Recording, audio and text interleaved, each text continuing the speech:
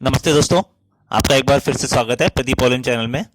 आज आपके लिए फिर से एक नई न्यूज़ लेकर हाजिर हूँ। आप सब जानते होंगे, अगर आपके भारत के दुश्मन के बारे में पूछा है, दुश्मन देशों के बारे में, तो सब दो देशों के नाम जानते हैं, पाकिस्तान और चाइना, पाकिस्तान और चीन, पाकिस्तान और चीन। किसी से पूछ लीजिए तो सब पाकिस्तान और चीन जानते हैं। पर अब एक देश ऐसा है, आप किसी बारे में नहीं जानते, जो भारत का हर जगह विरोध करता है, भारत की हर जगह पे कमी निकालता है। संयुक्त राष्ट्र संघ में हो, मानवाधिकार का मुद्दा हो, कश्मीर का मुद्दा हो, हर जगह पे वो भारत का विरोध करता है।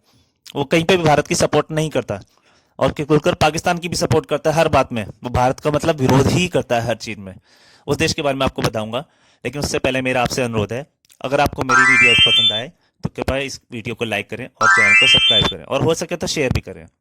तो ठीक है, अब मैं इस खबर शुरू करता हूँ। असली मामला क्या है, देखिए, अभी हमारे विदेश मंत्री जयशंकर जी जो हैं, वो 29 दिसंबर को एक साइप्रस के दौरे पे गए हैं।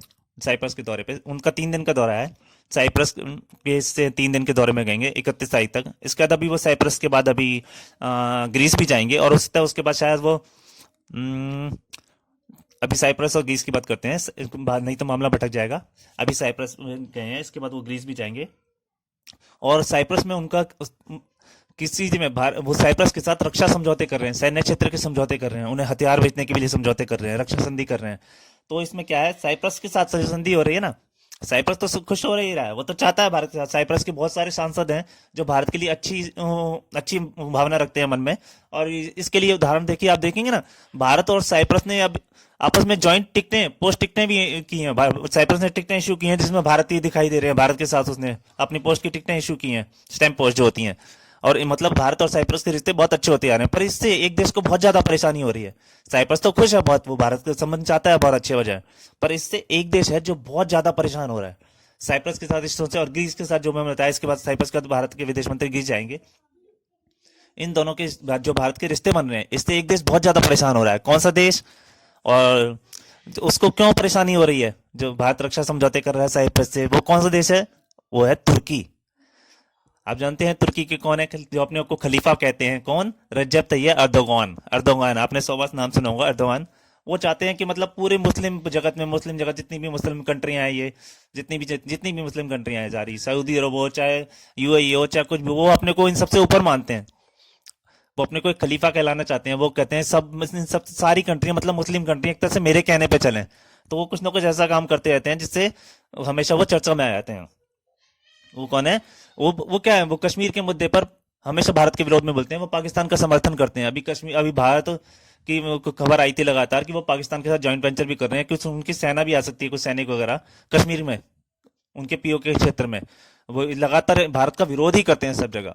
अब भारत ने क्या किया है, वो हर जगह विरोध कर रहे थे। अभी कुछ समय पहले भारत ने भी फिर संयुक्त राष्ट्र संघ में उनके खिलाफ बोला। उन्होंने किस मुद्दे को उठाया? उनके खिलाफ नहीं बोला, एक तरह से उन्होंने साइप्रस के मुद्दे को उठाया। साइप्रस का मुद्दा क्या है, देखिए, जैसे भारत के बराबर में पाकिस्तान है, वैसे ही साइप्रस एक तो पड़ोसी देश है, किसका? तुर्की का। तुर्की के मुकाबले बहुत छोटा है, बीच में समुद्र भी पड़ता है। लेकिन क्या है, 1974 लगभग, कुछ साल पहले, मतलब समझ लिए, डेट कंफर्म आप ही नहीं बता पाऊंगा आपको इस समय, क्योंकि मैंने आपको खबर बताना चाहता हूँ सिर्फ, उस पर अलग न्यूज बना दूंगा पूरी। क्या तुर्की ने क्या किया, हमला किया साइप्रस पे। किस पे? साइप्रस पे हमला किया, और उसने उसका काफी सारा एरिया साइप्रस का अपने कब्जे में ले लिया। देखिए, यहाँ पे कुछ, ये साइप्रस का अलग देश था, बिल्कुल तुर्की अलग देश है, वहां पे जमीन की कुछ नहीं जुड़ता, वो समुद्र का एरिया भी है। पर उसने क्या किया, तुर्की ने जबरदस्ती उस पर कब्जा कर लिया, साइप्रस के कुछ एरिया पे। क्या कह के उसने ये कह के कब्जा किया, वहां पे दो तरह से, वहां पे क्रिश्चियन भी रहते हैं, वहां पे मुसलमान भी रहते हैं। उसने मुस्लिम वो पूरा एरिया तुर्किश वाला, तुर्किश का जो एरिया, उसने बोला तुर्किश मुसलमान रहते हैं, उसने उस एरिया पूरे पे कब्जा कर लिया, और उसने उसे अलग देश घोषित कर दिया, अलग सरकार हो। कैसे अलग सरकार बनाई? जिस तरह से आप कहेंगे भारत पाकिस्तान का मुद्दे में समझे, जैसे पाकिस्तान ने पीओके पे कब्जा करके अलग सरकार बनाता है ना, कठपुतली सरकार एक तरह से, जो उसी कहने पे चलती है, पीओके में जो अपनी सरकार बना देता है। इसी तरह से तुर्की ने भी वहां पे अपनी सरकार बना दी, और वहां पे अलग तरह से कब्जा कर लिया। वो तो चाहता था और बढ़ जाए, लेकिन यूरोप के कुछ देश हैं जो उसका विरोध करते हैं। वहां पे ब्रिटेन ने अपनी सेना लगा रखी है बीच में, ठीक है, अब रोकने के लिए ब्रिटेन ने वहां पे अपना सैन्य बेस अड्डा भी बनाया हुआ है, ताकि तुर्की आगे कुछ हरकत ना कर पाए। और तुर्की सॉरी, तुर्की का विरोध करने के लिए यूरोप के कुछ देश भी हैं, जिसमें फ्रांस, फ्रांस सबसे ज्यादा ग्रीस और साइप्रस को सहायता देता है, सैन्य सहायता भी देता है, और उनका हर समय सपोर्ट करता है। इसी तरह से अब भारत भी ये सपोर्ट में आ गया। भारत ने भी साइप्रस का मुद्दा उठा दिया। भारत ने कहा, तुर्की देखो, दूसरे देशों की संप्रभुता का ध्यान रख, जैसे वो कश्मीर पे तुर्की हमेशा भारत को बोलता था कश्मीर के मुद्दे पे, अब भारत ने बिल्कुल समझ लिया है, भारत ने, कि तुर्की को सबक सिखाना जरूरी है। इस तरह से भारत ने भी साइप्रस का मुद्दा उठाया जो तुर्की के लिए आग में घी डालने वाला काम था। वो बिल्कुल उसको बेचैनी लग गई उस मुद्दे से, वो सहन नहीं कर सकता। उसके लिए बहुत बड़ी परेशानी है कोई साइप्रस का मुद्दा उठाता है।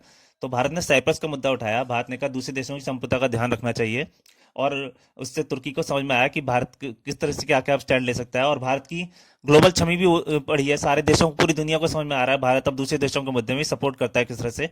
और इससे क्या होगा, भारत की छवि और अच्छी होगी पूरे यूरोप में, क्योंकि यूरोप के काफी सारे देश हैं जो साइप्रस की सपोर्ट करते हैं, परंतु तुर्की का जो नाटो का संगठन है इस वजह से वो ज्यादा नहीं बोल पाते हैं। तो लेकिन वो सब साइप्रस की सपोर्ट करते हैं कि साइप्रस पे जिस तरह से कब्जा हुआ है, वो साइप्रस की सपोर्ट करते हैं कि तुर्की को कब्जा नहीं करना चाहिए था। इस तरह से भारत की छवि और सुधरेगी, इमेज और बढ़ेगी, बहुत अच्छी इमेज होगी।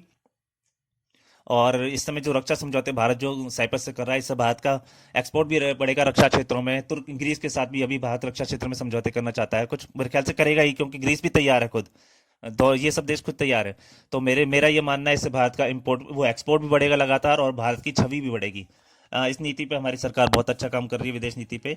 मेरा तो यही मानना है। आप क्या मानना है इस मुद्दे पर जरूर कमेंट कीजिएगा। बस आज तक के लिए इतना ही। धन्यवाद।